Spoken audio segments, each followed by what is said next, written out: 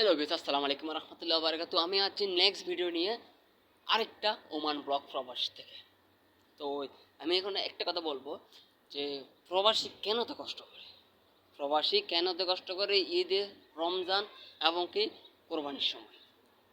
কারণ কোরবানির সময় একটা টার্গেটে প্রত্যেকটা প্রবাসী কোরবান করবে একদম সুস্থ সবল ভাবে, বা হয়তো বাড়িতে যাবে, বাড়িতে গেলে কোরবান করবে, এতটুকু একটা প্রবাসীর মাথায় সবসময় থাকে।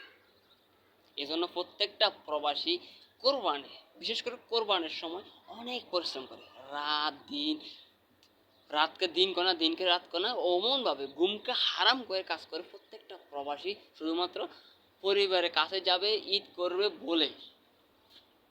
আমি এখন একটা জিনিস দেখাবো, এই প্রবাসী মানুষটা সারাদিন পরিশ্রম করার পর এখন ওভার টাইম কাজ করে শুধুমাত্র কী জন্যে, শুধুমাত্র পরিবারের কাছে চলে যাবে বলে, পরিবারের সাথে দুই মুঠো ভাত খাবো বলে, এমনকি পরিবারের সাথে কোরবান করবে বলে, কোরবানটা উপভোগ করার জন্য। তো চলেন সে মানুষটিকে দেখা যাক কি অবস্থা সে মানুষের। আমি শুধু দূর থেকে দেখাবো সে মানুষটি কেমনভাবে কাজ করতেছে। ওকে, যে আমার ভিডিওতে যে একটা লাল মানুষ আছে, লাল মানুষটা দেখেন, একটু ভালো করে দেখেন, আমার ক্যামেরা ক্যাপচার হয় না, দেখছেন ওই মানুষটা গাড়ি সাফা করতেছে। তো ও মানুষটা গাড়ি সাফা করতেছে এই জন্য তার সে পরিবারের কাছে চলে যাবে প্রবাস থেকে, মানে ঈদ করবে। এই জন্য সে মানুষটা গাড়ি সাফা করে শুধুমাত্র পার্ট টাইম ইনকাম করার পর পরিবারকে হাসি ফুটাবে, কোরবান করবে এই বলে। এই জন্য মানুষ নানান পরিশ্রম করে প্রত্যেকটা ঈদ, কোরবান, রোজার সময়।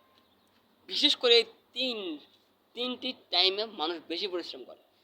সব কিছু পেলে দিয়ে পার্ট টাইম জব করার জন্য মানুষ ব্যাকুল ব্যাকুল পরিস্থিতি থাকে, ব্যাকুল কিছু সহ্য করে মানুষ শুধু পার্ট টাইম করে টাকা ইনকাম করার জন্য।